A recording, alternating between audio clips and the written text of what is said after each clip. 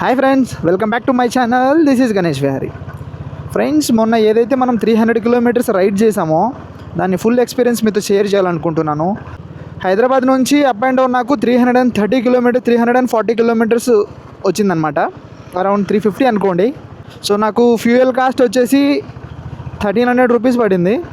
Only 1300 rupees.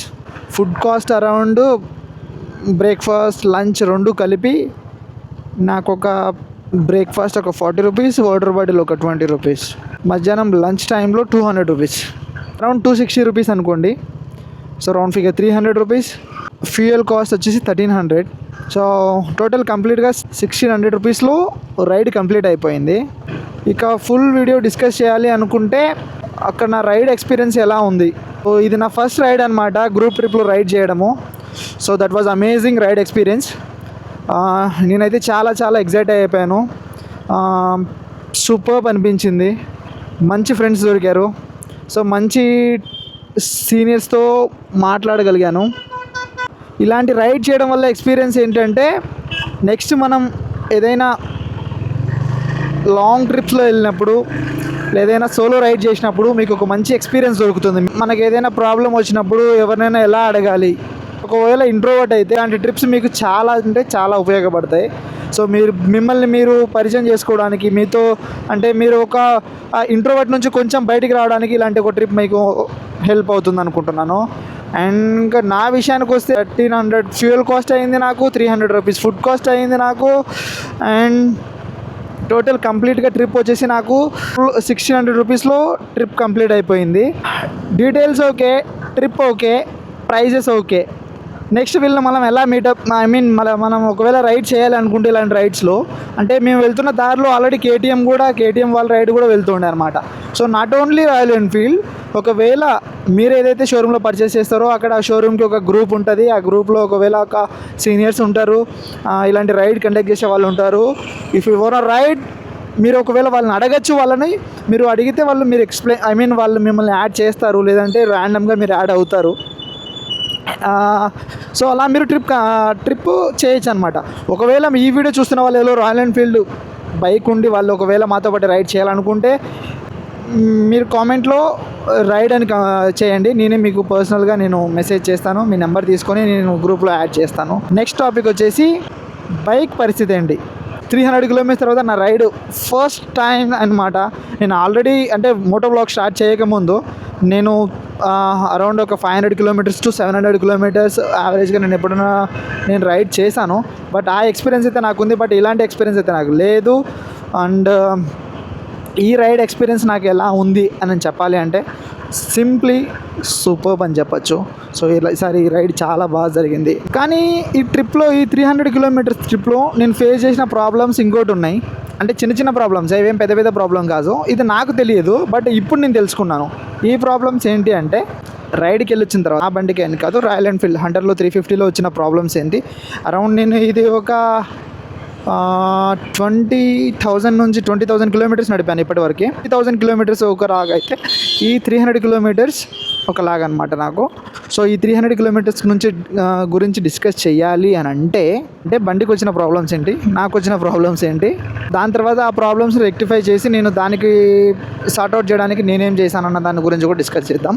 అయితే first నాకు వచ్చిన ప్రాబ్లం ఏంటంటే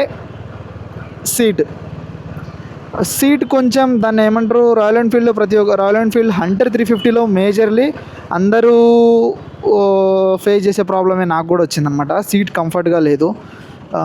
మేబీ నేను ఒక్కనైనా కూడా నాకు అంత కంఫర్ట్ లేదు. ఒకవేళ పిలియన్ వచ్చింటే వాళ్ళు ఇంకా ఎక్కువ ఇబ్బంది పడేవాళ్ళేమో. సో నాకు సీట్ కంఫర్ట్ అయితే కొంచెం తగ్గినట్టు అసలు సీట్ కంఫర్టే లేదు. రిపేర్ చేసిన మోటార్ సైకిల్ వచ్చేసి స్ట్రీట్ కోసం అనమాట. హంటర్ 350 ఈజ్ స్ట్రీట్ ఫైటర్ అనమాట. సో నా టూరర్. బట్ కానీ దీంట్లో మనం టూరింగ్ కూడా చేయకూడదా అని అంటే లేదు, ఆఫ్ కోర్స్ మనం చేయొచ్చు. సెకండ్ పాయింట్ వచ్చేసి మైలేజ్ అరౌండ్ నాకు 31 to 32 వచ్చింది. అది నేను తక్కువే అనుకుంటున్నాను, ఎందుకంటే కంపెనీ మనకు లాంగ్ రైడ్ మీద మనకు కంప్లీట్ క్లెయిమ్ చేసింది 35 to 36 అని కదా. సో మనం దట్టు బిలో 100 స్పీడ్లోనే మనం ట్రావెల్ చేసినాం. ఎక్కువ గేర్లు మనం మార్చలేదు కాబట్టి యావరేజ్గా మనకు 35 అయినా రావాలి కదా. సో కానీ నా బండి నాకు 31 అరౌండ్ 30 కాడికి అటు ఇటు అనుకోండి, అక్కడి వరకు వచ్చింది. Number 3 major issue brakes. మధ్యలో నేను ఎవరికి చెప్పలేదు, ఎవరికి ఎక్స్ప్లెయిన్ చేయలేదు కూడా. నేను అనవసరం అనుకున్నాను. నాకు వెళ్ళేటప్పుడు నాకు బ్రేక్స్ ఇష్యూ రాలేదు, కానీ వచ్చేటప్పుడు దారిలో రిటర్న్ అయ్యేటప్పుడు నాకు బ్రేక్ ఇష్యూ వచ్చిందనమాట. ఆ బ్రేక్ ఇష్యూ ఏంటంటే బ్రేక్స్ నాకు రేర్ బ్రేక్ ఏదైతే ఉందో, రేర్ బ్రేక్ ఏదైతే ఉందో అది నాకు పడలేదన్నమాట. ఎందుకు పడలేదు అన్నది నాకు సడన్గా అంటే ఒకవేళ లాస్ట్ టైము నాకు ఇలా ఎప్పుడు జరగలేదన్నమాట. ప్రీవియస్ టైంలో నాకు ఎప్పుడు ఇలాంటి జరగలేదు. రేర్ బ్రేక్ కాకుండా నేను ఫ్రంట్ ఏదైతే డిస్క్ బ్రేక్ ఉందో దీంతోనే నేను అరౌండ్ 22 అంటే రిటర్న్ వచ్చినప్పుడు 20 కిలోమీటర్స్ నేను ఏదైతే హోమ్ రీచ్ అవ్వాలో నా డెస్టినేషన్కి ఇంకా 20 కిలోమీటర్స్ పైనే నాకు బ్రేక్స్ ఫెయిల్ అయిపోయినాయి. సో అప్పటికి మిడ్ అనమాట, సాయంకాలం పూట హెవీ ట్రాఫిక్ ఉన్న టైంలో. సో నేను చేసిన తప్పు ఏంటి అంటే, నేను ఫేస్ చేసిన ప్రాబ్లమ్స్ వచ్చేసి సో చెప్తాను, డిస్కస్ చేద్దాను. ఇప్పుడు ఇదే నా బైక్, రాయల్ ఎన్ఫీల్డ్ హంటర్ 350. నాకు బ్రేక్ ఎందుకు ఫెయిల్ అయిందో కూడా చెప్తాను.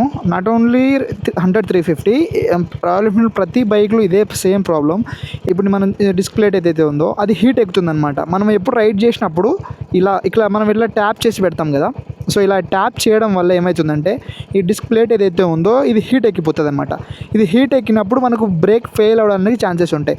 సో మనం ఎప్పుడు ఇలా హోల్డ్ చేయడానికి మనం ఇప్పుడు ఇలా పెట్టుకోలేము. కాబట్టి మనం ఎప్పుడు ఒక ఫుట్ ప్యాడ్ మనం లెగ్ కొంచెం ఇలా ట్యాప్ చేసే పెడతాం.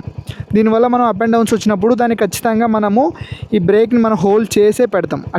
అట్ ఎనీ టైం మనం ఒకవేళ ఇట్లా బ్రేక్ని ట్యాప్ చేసే పెడతాం. కాబట్టి ప్లేట్ హీట్ ఎక్కడానికి ఛాన్సెస్ ఎక్కువ ఉంటాయి. హీట్ ఎక్కినప్పుడు సో ఆబ్వియస్గా ఈ బ్రేక్ అనేది ఫెయిల్ అయిపోతుంది అనమాట. సో మళ్ళీ మనం ఈ బ్రేక్ నార్మల్ కండిషన్కి రావాలి అంటే సో మనం ఏం చేయాలంటే బండి పక్కకు ఆపేసేసి సైడ్కి తీసేసుకోవాలన్నమాట. ఉందో అది కూల్ అయిపోయిన తర్వాత నార్మల్ కండిషన్కి వస్తే అప్పుడు అది మళ్ళీ మనకు యాజ్ యూజువల్గా మనకు బ్రేక్స్ ఎలా ఉన్నాయో అలా పడిపోతాయి అన్నమాట. సో అందుకు ఫ్రెండ్స్, మనం ఎప్పుడైనా సరే బ్రేక్ని మనం దయచేసి ఇట్లా మనం ట్యాప్ చేసినప్పుడు, లాంగ్ రైడ్ చేసినప్పుడు ఇట్లా ట్యాప్ చేస్తూ ఉంటాం కాబట్టి కొంచెం మనం ఖచ్చితంగా మనకు తెలియకుండానే అది హీట్ ఎక్కిపోతుంది అనమాట. సో మ్యాక్సిమం మనం ఇలా కొంచెం సైడ్కి మనం ఇట్లా చేయడానికి ట్రై చేస్తే కొంచెం బ్రేక్స్ ఎప్పుడు ఫెయిల్ కాకుండా ఉండడానికి ఛాన్సెస్ ఉంటాయి. సో అది జరగదు కాబట్టి సో మీకు ఒకవేళ ఎప్పుడైనా బ్రేక్స్ ఫెయిల్ అయితే ఖచ్చితంగా మీరు నోటీస్ చేస్తే మీరు దాన్ని పక్కకు వెంబడే బండి ఆపేసేసి అది కూల్ ఎక్కిన తర్వాత మళ్ళీ బ్రేక్స్ నార్మల్ అయిపోతాయి. మీరు అది కంగారు పడాల్సిన పని లేదు. అండ్ నెక్స్ట్ పాయింట్ వచ్చేసి సో నా సీట్ అనమాట. నా సీట్ ఏదైతే ఉందో మీరు చూసుకున్నట్లయితే ఇది నా సీట్. ఇది స్టాక్ వచ్చిన సీట్ కాదనమాట. నేను రీసెంట్గానే మోడిఫై చేశాను ఆఫ్టర్ రైడ్ తర్వాత. ఎందుకంటే నాకు ఇక్కడ రైడ్కి వెళ్ళి వచ్చిన తర్వాత నాకు ఈ సీట్ కంఫర్ట్ ఏదైతే ఉందో అది నాకు కంఫర్ట్గా అనిపించలేదు. సో ఒకవేళ పిలియన్ కూడా నాతో వచ్చినప్పుడు పిలియన్ కూడా కష్టపడతారని చెప్పేసి సో పిలియన్ కోసం కూడా కొంచెం స్పేసియస్గా కస్టమైజ్ చేయించుకున్నాను అనమాట. ఇది నా సీటు. దీని రివ్యూ కూడా ఆఫ్టర్ నేను ఒక 15 to 20 days నేను ట్రయల్ వేసిన తర్వాత ఒకవేళ అటు ఇటు ఏదైనా లాంగ్ రైడ్కి ఒకవేళ వెళ్తే దాని తర్వాత దీనికి ఫుల్ కంప్లీట్గా ఈ సీట్ రివ్యూ కూడా నేను చేసి పెడతాను. అండ్ ఇది ఎక్కడ నేను మోడిఫై చేయించానో కూడా దాని లొకేషన్ కూడా మీకు షేర్ చేస్తాను అనమాట. So that's it guys, hope you all understand this. So ఇదే గైస్ ఇవాళ వీడియో. అండ్ మేజర్లీ నేను అన్నీ డిస్కస్ చేశాను అనుకుంటున్నాను. ఫస్ట్ వచ్చేసి ఫ్యూయల్ ఎంత అయింది, సెకండ్ రైడ్ ఎలా చేయాలి, థర్డ్ వచ్చేసి నా బ్రేక్ ప్యాడ్స్ ఏదైతే ఉన్నాయో బ్రేక్స్ ఏదైతే ఫెయిల్ అయ్యాయో దాని గురించి డిస్కస్ చేశాను అనుకుంటున్నాను. మీరు ఎప్పుడైనా రైడ్ చేయాలనుకుంటే ప్లీజ్ గేర్ వేసుకోండి, బీ సేఫ్. ఇలాంటి మరిన్ని వీడియోస్ కోసం నా ఛానల్ సబ్స్క్రైబ్ చేయండి. జై హింద్.